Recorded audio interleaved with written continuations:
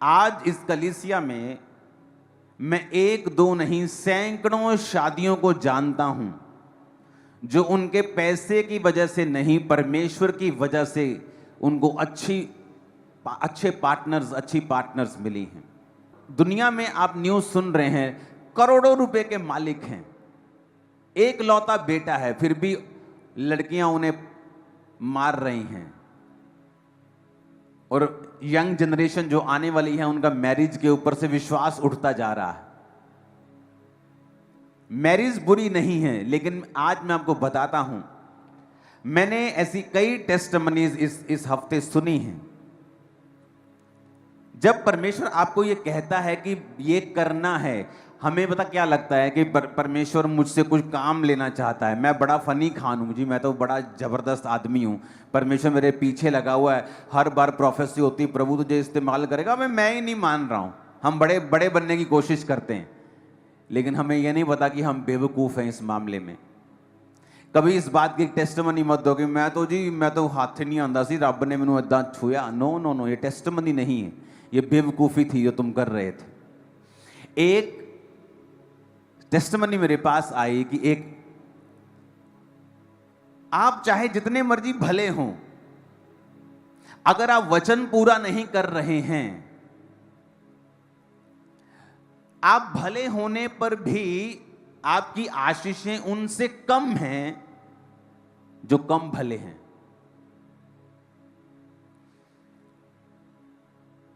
Thursday मैंने बताया था कि परमेश्वर ने 1999 में 1999 में दुनिया का सबसे बड़ा पेंटिकोस्टल स्ट्रक्चर, पेंटिकोस्टल चर्च जो नाइजीरिया में बनी थी, वो सबसे गरीब देश में परमेश्वर ने क्यों चुना बनाना? क्योंकि उस पास्टर की गवाही थी कि वो अपने टाइथ को भूलता नहीं था जब वो गरीब था, और चर्च का और पर्सनल टाइथ वो निकालता था और निकालता था और निकालता था, और परमेश्वर ने उस गरीब देश में भी सबसे बड़ी चर्च को खड़ा कर दिया। आज वही चर्च दुनिया का सबसे बड़ा स्टेडियम बना रही है, जो दुनिया के सबसे बड़े स्टेडियम, इंडिया के सबसे बड़े स्टेडियम से दुगना। क्यों? परमेश्वर साबित करता है कि अगर तुम मेरे वचन को पूरा करोगे, कोई मायने नहीं रखता तुम्हारा देश कौन सा है, जाति कौन सी है, परिवार कौन सा है, बैकग्राउंड कौन सा है, मैं तुम्हें किसी भी रीति से कहीं से भी इतना आशीषित कर सकता हूं जितना अमीर देशों में उतने बड़े चर्च नहीं बने जितना गरीब देश में बन गया। अमेरिका में भी बहुत बड़े बड़े चर्चेस हैं, लेकिन बात यह थी कि किसी व्यक्ति ने फैसला किया कि मैं परमेश्वर के वर्ड के ऊपर चलूंगा, और परमेश्वर को ऐसे व्यक्ति चाहिए जो वचन के ऊपर स्टैंड लेने वाले हों, और परमेश्वर उन व्यक्तियों को दूसरों को दिखा सके कि देखो इस व्यक्ति ने मेरा वचन पूरा किया, और देखो मैंने इसके जीवन में असंभव काम किया है। आज उस सबसे बड़े गरीब देश में, आज भी उस देश में आप चले जाओ, आपको 1950 वाली फीलिंग आएगी। आपको आप मेन रोड पे चले जाओ, आपको टूटी हुई दुकानें, मोस्टली 90% 80% आपको टूटी हुई दुकानें, गली हुई लोहे की छतें, टीनें आपको मिलेंगी ऑलमोस्ट एवरी शॉप। यहां तक कि वहां के जो आपको बड़े बड़े क्या बोलते हैं पेट्रोल पंप रास्ते में मिलेंगे, वो भी खस्ता हालत में मिलेंगे। लेकिन वहां पर एक व्यक्ति वर्ड पूरा कर रहा है, और बहुत से लोग उस गवाही से इनकरेज हुए। जब ये चर्च ओपन हुई थी तो लोगों ने और पास्टर्स ने कहा था, तुमने गलत जगह पे चर्च ओपन की है, ना तो उस गांव में कोई क्रिश्चियन है, और तुमने शहर के इतनी बाहर चर्च ले ली है, जलंधर के इतनी बाहर है ये कि लोग आ ही नहीं पाएंगे वहां पे। और यहां अब मुंबई से भी लोग फ्लाइट पकड़ के संडे आ जाते हैं, कोई फ्रांस से आ जाता है, कोई इंग्लैंड से आ रहा है, कोई यूएसए से आ रहा है, कोई कनाडा से बैठा हुआ है। बात यह है कि तुम लोग वचन को कितना अपने जीवन में लेते हो। अब परमेश्वर ने कहा सेवा कर। लोगों को क्या लगता है कि परमेश्वर अपना राज्य फैलाना चाहता है, इसलिए वो हमें कह रहा है कि जाओ सेवा करो। हम सोचते हैं कि इसमें परमेश्वर की कोई भलाई है। भाई साहब, परमेश्वर की कोई भलाई नहीं है। चाहे 10 लाख या 10 करोड़ या 100 करोड़ लोग स्वर्ग जाएं, उसने तो बना दिया है स्वर्ग और नरक। अब किसको कितने कहां जाना है, ये हम पे निर्भर करता है। तुम स्वर्ग नहीं जाओगे तो स्वर्ग हिलने वाला नहीं है, बिल्कुल भी तुम्हें मिस करने वाला नहीं है। उसने तुम्हें वचन दे दिया है, तुम्हारे लिए जान दे दी है। अब ये हमारा फैसला है। एक टेस्टमनी में जो मुझे आई कि एक व्यक्ति जब इस सेवकाई में आकर उसने सब चीजों को देखा और उसने सेवकाई के सब फलों को देखा, और उसका बेटा जो था वो इनकरेज नहीं था सेवा के लिए और इतना, और जब वो सेवा को देखकर जाके बोला कि मैं भी अब सेवा करूंगा, परमेश्वर ने उसके रास्तों को खोला और जो डिले स्पिरिट थी उसे खत्म किया और उसकी जिंदगी में बहुत बड़ा एक काम हुआ जैसे ही वो यहां से गया। सुनो मेरी बात, मैं सब टेस्टिमनी को खुल के नहीं दे सकता हूं, लेकिन आपको समझना पड़ेगा। आप भले हो सकते हैं, आपके माता पिता भले हैं, प्रभु में पवित्रताई में हैं, लेकिन अगर आप वर्ड पूरा नहीं कर रहे हैं और झिझक रहे हैं, कंफर्ट से बाहर नहीं आ पा रहे हैं, तो उसमें क्या होता है, हम ही डिले होते हैं। जब लोग इस सेवकाई में आए और उन्होंने सेवकाई की बरकतों को देखा कि परमेश्वर जो अफ्रीका में करता था, जो अमेरिका में करता था, वो आपकी सेवकाई में बढ़ के हो रहा है उससे भी। लेकिन कैसे हो रहा है हम नहीं जानते, लेकिन ब्रदर ये आपके जीवन में जो हो रहा है ना, ये अद्भुत हो रहा है। ये कैसे हो रहा है? मैं शुरू से ही इस बात में दो मन नहीं रहा हूं कि मुझे परमेश्वर की सेवा करनी है कि नहीं करनी।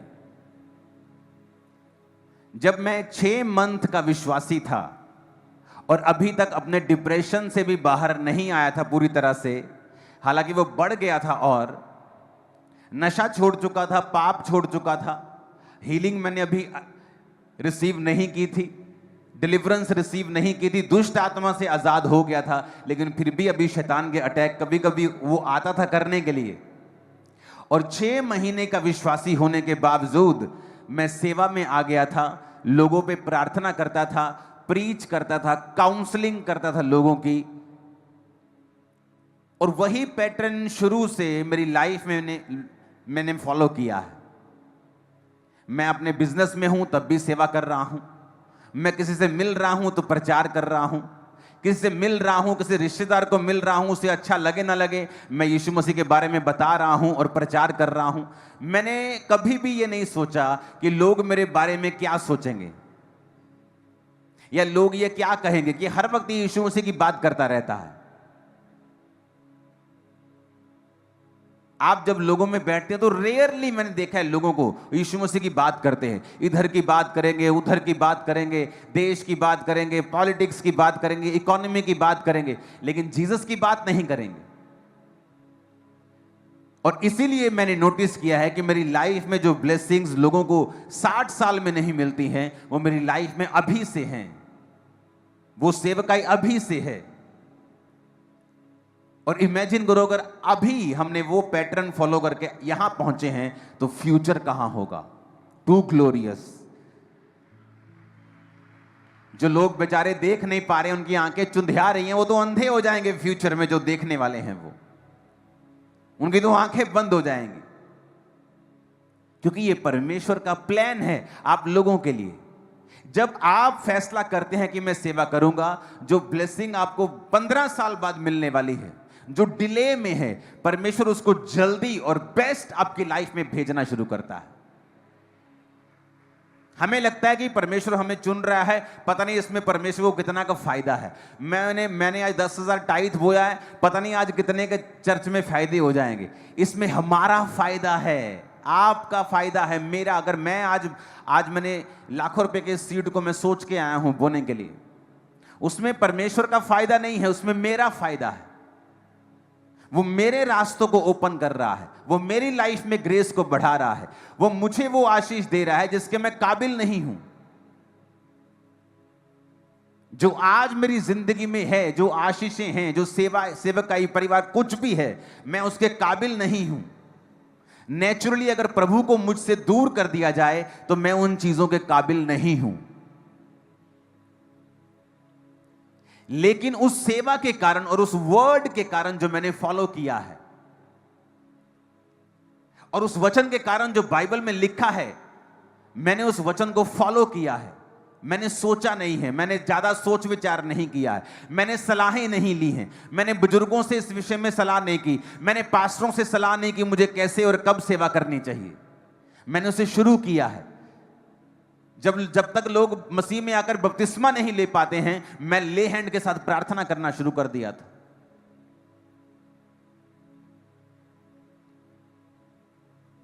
हालेलुया, ऊंची आवाज में कहो हालेलुया।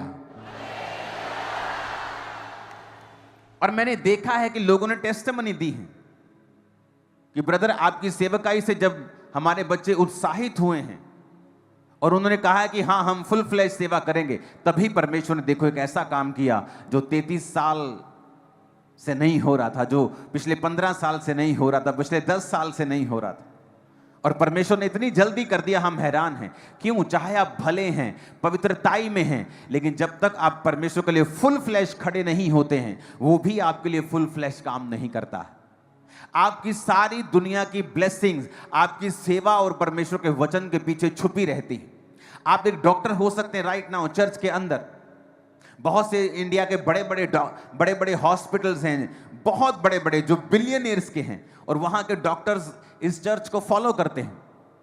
आप एक बड़े डॉक्टर हो सकते हैं, लेकिन आपकी मेजर मिनिस्ट्री है प्रचार करना, आपकी सेकेंडरी मिनिस्ट्री है लोगों को हील करना एक डॉक्टर के रूप में।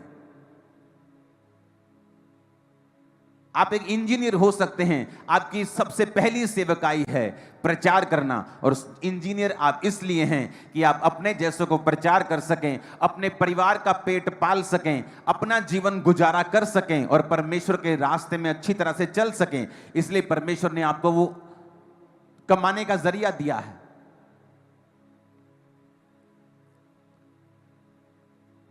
जब मैं मसीह में बड़ा हो रहा था तो इतनी बातें नहीं जानता था। तो मेरे साथ एक औरत थी जो सेवा करती थी, और जब वो सेवा करती थी तो एक बात बोलती थी कि मैं अपनी कुड़ी नू सेवा च नहीं पाना। तब मुझे इतनी समझ नहीं थी, क्योंकि उसे सेवकाई में दुख नजर आते थे, परसिक्यूशन थी, प्रॉब्लम्स थी। लेकिन कई बार कुछ दुख ऐसे होते हैं जो सेवा के कारण नहीं होते, बल्कि सेवा को अच्छी तरह से ना करने के कारण, और इमेच्योरिटी, जो आत्मा में हम मैच्योर नहीं होते, संपूर्ण नहीं होते, और हम सीखते हैं और गलतियां करते हैं। कई बार वो इन वजहों से हमारी जिंदगी में होती हैं, और जब वो इन वजहों से होती हैं, हम अगली जनरेशन पर भी वो कर्स रिलीज कर देते हैं कि नहीं नहीं, मैं अपने बच्चे को सेवा में नहीं डालूंगा। कई बार पास्टर जो खुद नहीं बोता, खुद टाइथ नहीं बोता, खुद बीजों को नहीं बोता है, और वो खुद फाइनेंशियली तंग होता है, और जब बच्चे अपने पिता की ओर देखते हैं और देखते हैं कि इसको हमारी फीस कलेक्ट करने के लिए संघर्ष करना पड़ता है, घर का बिल पे करने के लिए संघर्ष करना पड़ता है, और वो ये कहते हैं नहीं, हम सेवा में नहीं आएंगे, हम यीशु को तो मानेंगे लेकिन सेवा नहीं करेंगे, और वो दुनिया के और तरीके अपनाने लगते हैं और दुनिया के पढ़ाई करने लगते हैं। और पढ़ाई करना अच्छी बात है, लेकिन उनका जो मेन नजरिया होता है वो ये होता है कि हम सेवा में नहीं बल्कि दुनिया में से अपनी चीजों को हासिल करेंगे। और धीरे धीरे उनकी लाइफ में भी स्ट्रगल शुरू होता है, डिसअपॉइंटमेंट शुरू होती है, क्योंकि वो अपने पिता की ओर देख रहे हैं। उन्हें अपने पिता की ओर नहीं देखना, सबसे पहले चाहे वो मेरे बच्चे हों या आपके हों या उनके हों, उनको अपने ऊपर वाले पिता की ओर देखना है कि वो क्या कहता है। आमीन। क्योंकि वो सबसे प्रथम है। जब वो ऊपर पिता की ओर देखेंगे और वो देखेंगे कि पिता ऊपर वाला ये कह रहा है कि जा और मेरी सेवा कर, जा और जब जातियों को चेला बना, जा और सब जातियों को बता, मानना सिखा उन आज्ञाओं को जो शुरू से लेके अंत तक मैंने तुम्हें मानना सिखाई हैं। सब जातियों को चेला बनाकर बाप बेटा पवित्र आत्मा के नाम में उन्हें बैप्टाइज कर। अगर वो स्वर्गीय पिता की आवाज को सुनेंगे तो उन्हें मालूम होगा कि परमेश्वर ने हमें काम के लिए बुलाया है। और वो औरत जब बोलती थी मैं अपनी बेटी को सेवकाई में नहीं डालूंगी, हां मेरा बेटा सेवा करेगा। जब बेटी बड़ी हुई, उसकी शादी हुई, बहुत सुंदर लड़की, अच्छी लड़की, डाइवोर्स हो गया।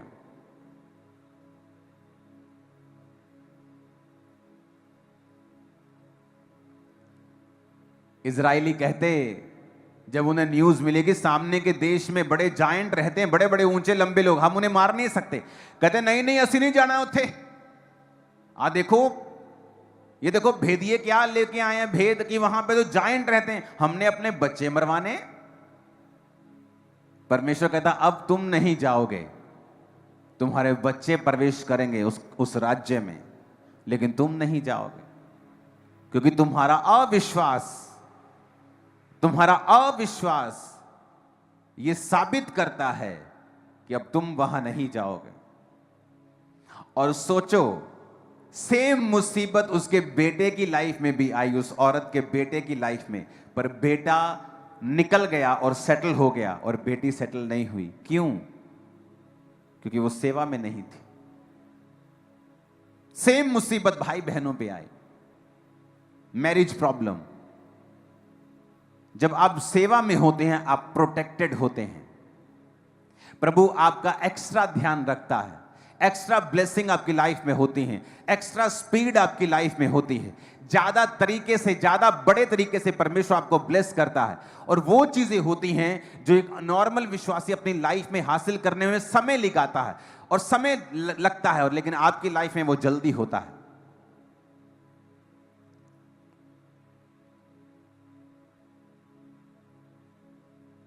और मैंने जब जैसे जैसे जीवन में बिताता जा रहा हूं, मुझे परमेश्वर का वचन और दृढ़ लगता जा रहा है कि तुम्हारे कन्फेशन से ही, कि तुम 15 साल से, 10 साल से, 12 साल से, 8 साल से एक चीज का इंतजार कर रहे हो, लेकिन जैसे ही तुमने कन्फेस किया और जैसे ही अपने मन को परमेश्वर की सेवा की ओर लगाया, परमेश्वर ने उसी रात रास्ता खोल दिया और दिखाया, देख तूने सही डिसीजन लिया, अभी हेवन खुल गया। सोच जब तू करेगा तो क्या होगा, जब तू करेगा तो फिर क्या होगा, सोच, इमेजिन कर। हालेलुया।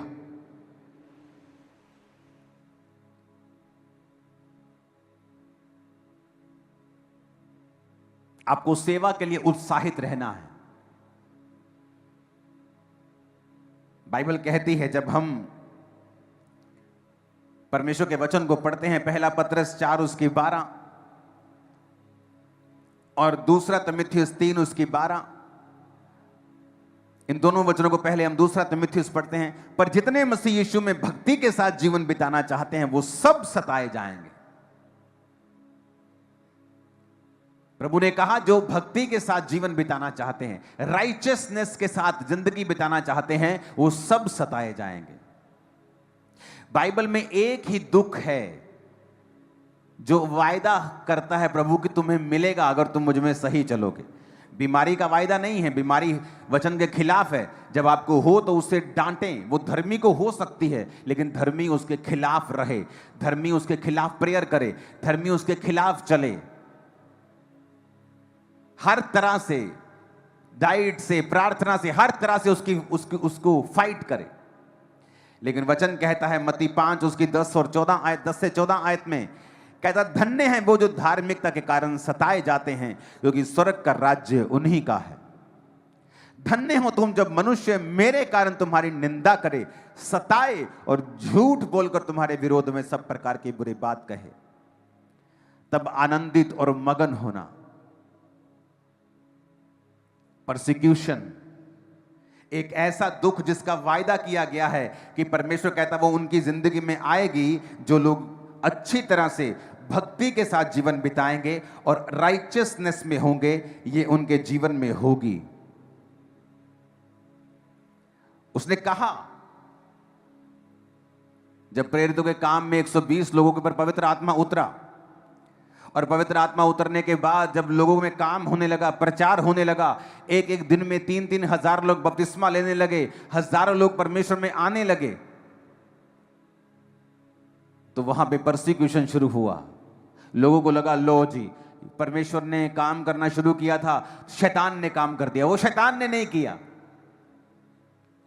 वो चेले वहीं रह जाते और यरूशलेम में ही रहते, और दुनिया तक मैसेज जाता कि यरूशलेम में कोई चेले हैं, उनके पास कोई मैसेज है, वो चंगा करते हैं। तो कुछ कुछ लोग जो जा सकते, जो एक्सपेंस कर सकते हैं ट्रेवल का, वही लोग जाते और वहां चंगे होते और परमेश्वर के सुसमाचार को ग्रहण करते। जबकि ये सही तरीका नहीं था और वो कंफर्टेबल थे वहां पे प्रचार करने के लिए, और सब काम दिन रात चल रहा था। परमेश्वर ने आइडिया निकाला और उस चर्च को सताना शुरू किया।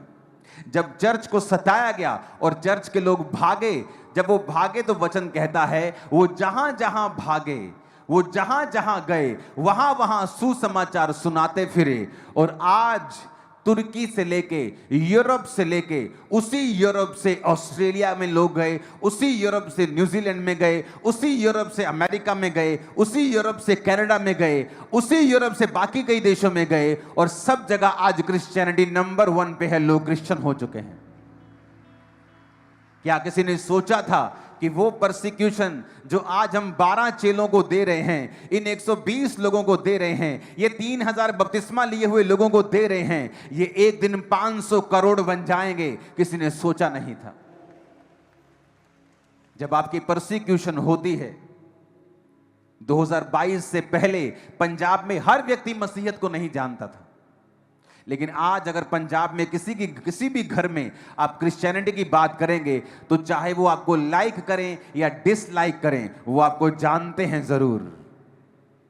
और इंडिया में ऐसा हो रहा है, परसिक्यूशंस हो रही हैं, क्रॉस उतारे जा रहे हैं चर्चिस से। घबराएं मत, घबराएं मत। एक एक कोना, एक एक गली यीशु के सुसमाचार से गूंज उठेगी फ्यूचर। उनको मालूम होगा कि यीशु मसीह धर्म परिवर्तन करने नहीं आए हैं। अगर ये धर्म का काम होता, अगर ये किसी धर्म का काम होता, तो हम लड़ते तलवारों के साथ और धर्म को बचाते जिस तरह आप बचा रहे हैं। लेकिन ये धार्मिकता है। परमेश्वर ने कहा वो धार्मिकता के कारण तुम सताए जाओगे। धार्मिकता क्या है? अपने माता और पिता की आज्ञाओं को मानना। धार्मिकता क्या है? शराब ना पीना और एक धर्मी जीवन जीना, चोरी ना करना, हत्या ना करना, व्यभिचार ना करना, अपनी पत्नी से, अपने पति से वफादार रहना, यह धार्मिकता है। और यीशु ने कहा तुम धार्मिकता के कारण सताए जाओगे। सोचो, जब तुम पापी थे, जब तुम शराबी थे, तुम सताए नहीं जाते थे, लोग तुम्हारे बारे में कुछ बोलते नहीं थे। जब तुम नशा करते थे, तुम सताए नहीं जाते थे। तुम दुनिया की जिस मर्जी जगह पे चले जाओ, तुम सताए नहीं जाते थे। लेकिन जैसे तुम चर्च में आए, तुम सताए जाते हो। इसलिए नहीं कि तुम बुरा कुछ कर रहे हो, कहता धार्मिकता के कारण तुम्हें सताया जा रहा है। क्यों? क्योंकि शैतान को पता है ये असली परमेश्वर है। ये साबित करता है कि क्राइस्ट में आने से ही आपको क्यों सताया जाता है, क्योंकि शैतान को पता है यही इसका छुटकारा हो जाएगा और यही इस स्वर्ग राज्य का वारिस होगा, यही इसके बंधन टूटेंगे, यही ये पापों से आजाद होगा, यही से सब कुछ इसको मिलेगा। उसे मालूम है। आज कोई पब्लिकली आके बोले कि मैं तो जी बाइसेक्सुअल हूं, लाखों लोग चर्च पे, इंटरनेट पे उसे सपोर्ट करने लग जाते हैं, इंटरनेट पे सपोर्ट करने लग जाते हैं। लेकिन जैसे आप कहेंगे मैं क्रिश्चियन हूं, आपको सताया जाएगा।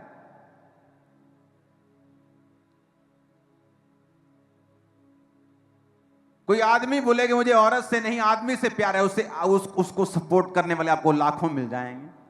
लेकिन जैसे आप बोलेंगे मैं क्रिश्चियन हूं, आपको सताया जाएगा। यीशु ने कहा यह निशानी है कि स्वर्ग में तुम्हारे लिए एक बड़ा फल है। यह निशानी है कि परमेश्वर का आत्मा तुम में वास करता है, और यह निशानी है कि परमेश्वर का राज्य फैलने जा रहा है। आमीन ऊंचे वाला चाहिए चर्च।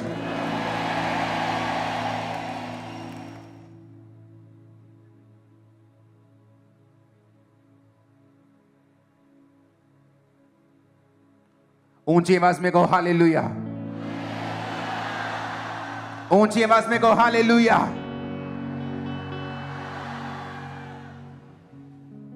आपको यह बात समझनी है कि जो सताव है, यूहन्ना 15 उसकी 18 से 20 में लिखा है, यदि संसार तुमसे बैर रखता है तो तुम जानते हो क्योंकि उसने तुमसे पहले मुझसे बैर रखा है। यदि तुम संसार के होते तो संसार अपनों से प्रेम रखता, इस कारण कि तुम संसार के नहीं वरन मैंने इस संसार में से तुम्हें चुन लिया है, इसीलिए संसार तुमसे बैर रखता है। जो बातें मैंने तुमसे कही थी, दास अपने स्वामी से बड़ा नहीं होता, याद रखो उन्होंने मुझे सताया तो तुम्हें भी सताएंगे, मेरी मानी तो तुम्हारी भी मानेंगे। 21 आयत अगर है तो उसे भी निकाल देंगे। वचन कहता है, परमेश्वर ने कहा उन्होंने मुझसे व्यर्थ बैर किया। अगर उसने हरे भरे से ऐसा किया तो सूखों के साथ वो क्या कुछ नहीं करेंगे। लेकिन मैं बात एक बताना चाहता हूं। वचन कहता है कि जब इजरायली मिस्र में थे तो परमेश्वर ने उनसे कहा कि मैं इनको बढ़ाऊंगा और फूलूंगा और फुलाऊंगा, और वचन कहता है जैसे जैसे मिस्री उनको दुख देते गए, इजरायली बढ़ते गए और फलते गए और फूलते गए। ये सताव कलीसियाओं को खत्म नहीं कर सकता है। ये सताव कलीसियाओं को वहां लेके जाता है जहां कलीसियाएं अपनी प्रार्थना से भी नहीं जा सकती, जहां कलीसियाएं अपनी मेहनत से नहीं जा सकती। आज 2022 के बाद जब पंजाब में यीशु मसीह के नाम को डाउन करने की कोशिश की गई, क्या हुआ? हुआ डाउन 10 गुना ऊपर है। देख लो, जाके रिपोर्ट चेक कर लो सभी, क्या हुआ? हुआ कुछ। यीशु मसीह का नाम किसी धर्म का नाम नहीं है, वो ईसाई रिलीजन नहीं है, वो नया रिलीजन स्थापित करने के लिए नहीं आया, वो लोगों को पापों से छुड़ाने के लिए आया, वो उनको कलंक से, श्रापों से आजाद करने के लिए आया। और आप परमेश्वर का काम नहीं रोक सकते हैं। आज हर घर जानता है क्रिश्चियनिटी के बारे में, वचन के बारे में। किसी के पास नेगेटिव रीति से गया, किसी के पास पॉजिटिव से गया है, तो पौलुस कहता कुछ तो भली मनसा से प्रचार करते हैं और कुछ तो इस बात के लिए प्रचार करते हैं कि मेरे लिए जेल में कलेश पैदा करें। पर कहता चाहे भली मनसा से हो, चाहे कलेश डालने के चक्कर से हो, पर मसीह का प्रचार तो हो ही रहा है ना, उसका प्रचार तो चल ही रहा है। चाहे तुम विरोध के हिसाब से करो, चाहे मैं करूं, चाहे तुम करो, बेटा हो तो रहा है, हो तो रहा है, और अच्छा हो रहा है, अच्छा हो रहा है। आमीन। आपके बारे में जब खिलाफ बोला जाए, परमेश्वर ने कहा वो तुम्हारे बारे में बुरी बातें बोलेंगे। सोशली लिखा, तुम्हारा नाम काट देंगे का मतलब तुम्हें सोशली परसिक्यूट किया जाएगा, तुम्हें पानी नहीं दिया जाएगा, तुम्हारी शादी पे ना आने की धमकी दी जाएगी, तुम्हें गांव से निकालने की धमकी दी जाएगी। परमेश्वर कहता है उनकी धमकियों से मत डरना, मैं तुम्हारे साथ हूं, मैं तुम्हें वहां फैला दूंगा जहां तुम पहले कभी नहीं जा पाते थे। और कहता स्वर्ग में तुम्हारे लिए बड़ा फल है। अगर परमेश्वर किसी चीज को बड़ा कह रहा है तो सोचो वो कितनी बड़ी होगी। जिसके लिए धरती, पूरी धरती एक मिट्टी के कण के बराबर है यूनिवर्स के सामने, जिसके लिए धरती एक मिट्टी का कण है, और वो अगर वो अपने मुंह से कहे कि तुम्हारे लिए स्वर्ग में बड़ा फल है, सोचो वो बड़ा कितना बड़ा होगा। नॉन इमेजिनेबल बड़ा होगा, संभाल नहीं सकोगे इतना बड़ा होगा। हालेलुया। ऊंची आवाज में कहो हालेलुया।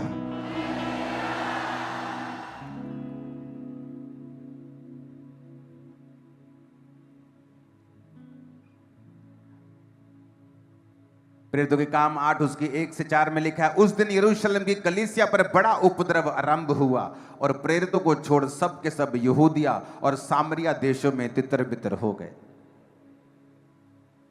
प्रेरितों को छोड़ के सब कलीसिया तितर बितर हुई, क्योंकि लोगों को उनके घरों में जाकर सताया जाने लगा। प्रेरितों को कुछ को कम सताते थे क्योंकि लोग उनके संग होते थे, उन लोगों का डर होता था। लेकिन लिखा वो कलीसिया को सताने लगे, गांव गांव जाके, नगर नगर, शहर शहर, जैसे आज सताया जाता है वैसे ही वो घर घर जाके कलीसिया को सताने लगे। और लोग फिर फिरे इधर उधर, कोई रिश्तेदार के पास गया, कोई दूसरे देश में, कोई साथ की स्टेट में, कोई किधर गया। और लिखा जहां जहां वो गए वहां वहां सुसमाचार सुनाते फिरे। और वहां वहां परमेश्वर का काम हुआ। आज जहां जहां उस सुसमाचार का बीज आप देखते हो, वो सारा बीज उसी समय डाला गया था।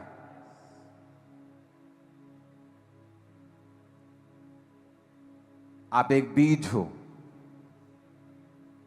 जब दुश्मन आपको खिलारने की कोशिश करेगा, छितेरने की कोशिश करेगा, बिखेरने की कोशिश करेगा, वो एक्चुअल में एक फसल का इंतजाम कर रहा है जो आप देखने वाले हैं।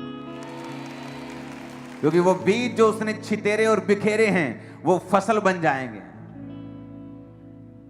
तुम रोक नहीं पाओगे,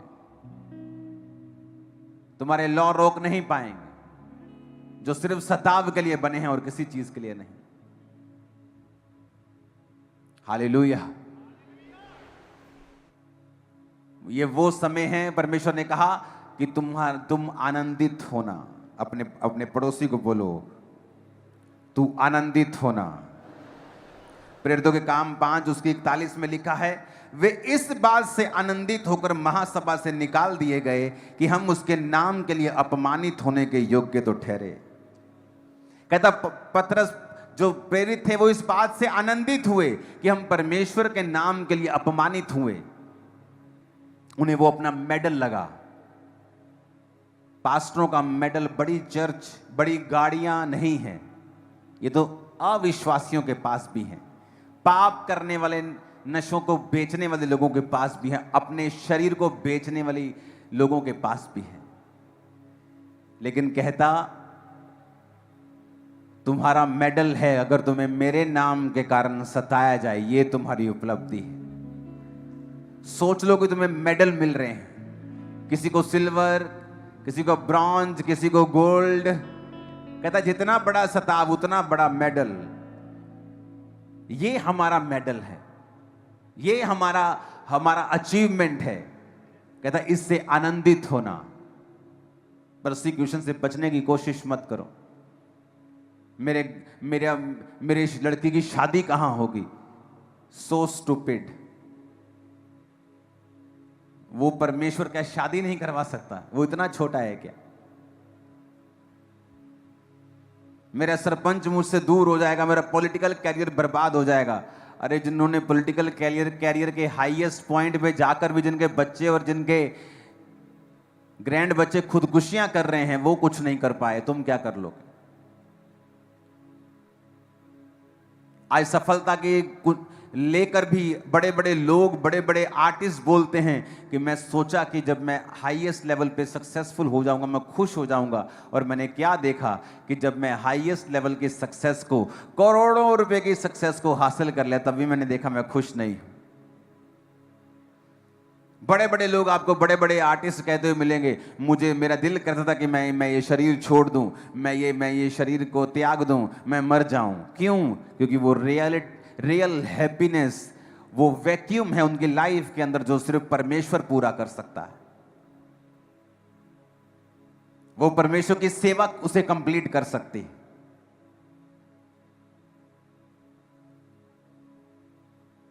अपने जीवन में अपना सबसे बड़ा साथी परमेश्वर को बनाएं और उससे हर बात शेयर करें, उसे इग्नोर ना करें।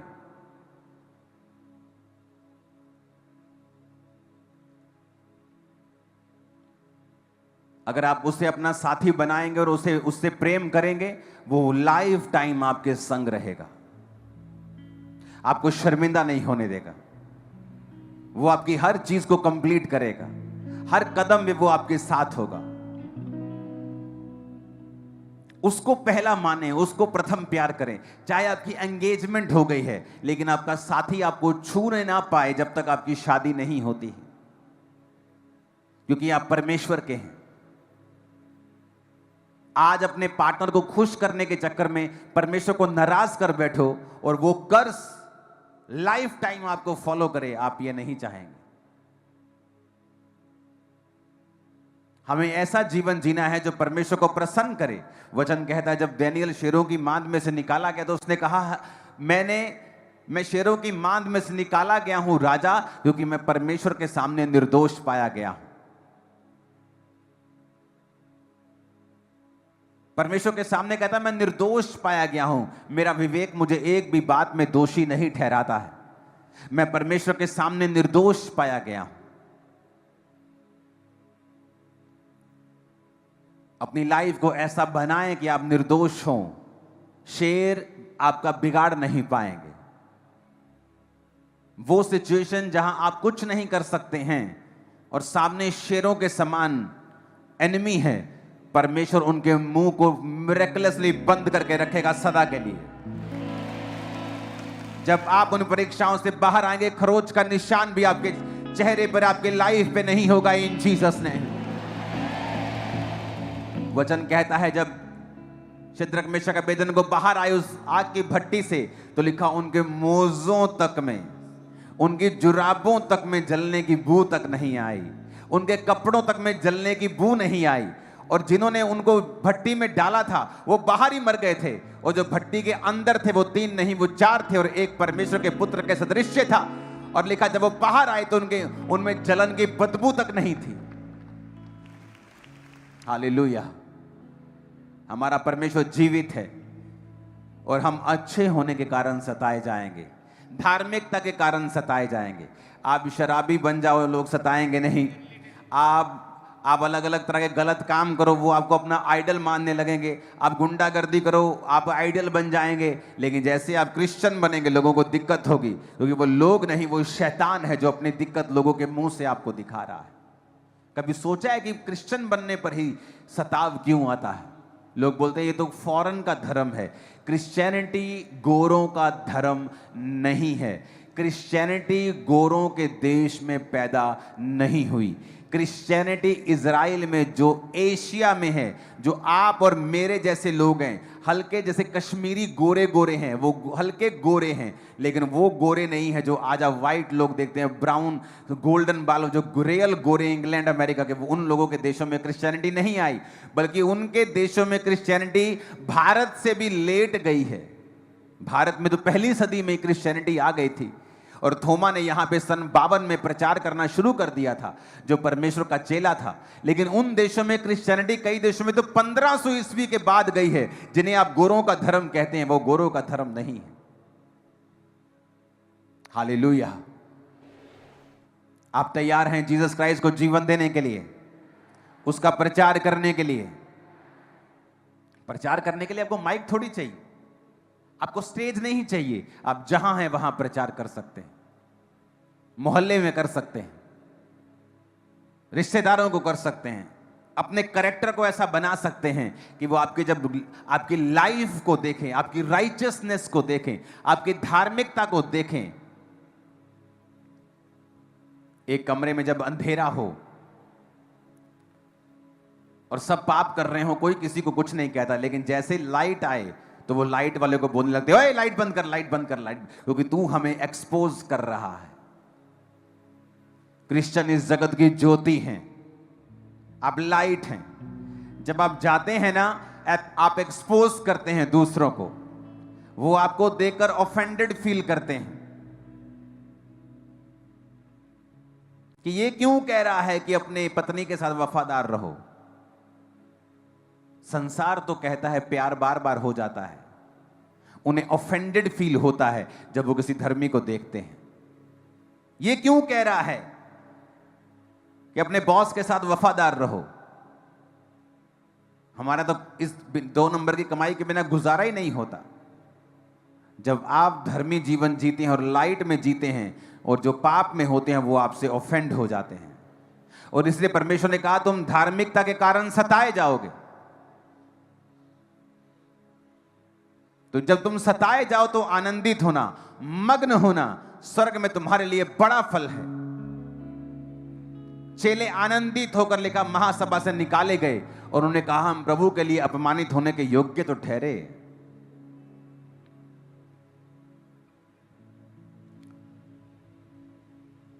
लेकिन बाइबल कहती है आज की परीक्षा दुख की बात जान पड़ती है, लेकिन यह दुख की नहीं बल्कि आनंदित होने वाली बात है। आज याद रखें, आपको सेवा करनी है। सिर्फ पास्टर्स को, प्रेरितों को सेवा नहीं करनी, हर एक व्यक्ति को यह हुक्म दिया गया है कि जाओ और प्रचार करो। उसके पीछे आपकी बरकतें छुपी हैं, उसके पीछे आपकी लाइफ की बेस्ट चीजें छुपी हुई हैं जो खुदा ने रखी हुई हैं। चाहे आप बेहतर हैं, बेस्ट हैं, गुड कैरेक्टर में हैं, तब भी वो चीजें आपकी लाइफ में एंटर नहीं करती जब तक आप इस वर्ड को फॉलो नहीं करते। ये मेरा एक्सपीरियंस कहता है, अब मैं बोल सकता हूं इस वचन को कि आप गुड हैं, लेकिन अगर आप इस वचन को फॉलो नहीं करते हैं, वो ब्लेसिंग्स डिले में आती है।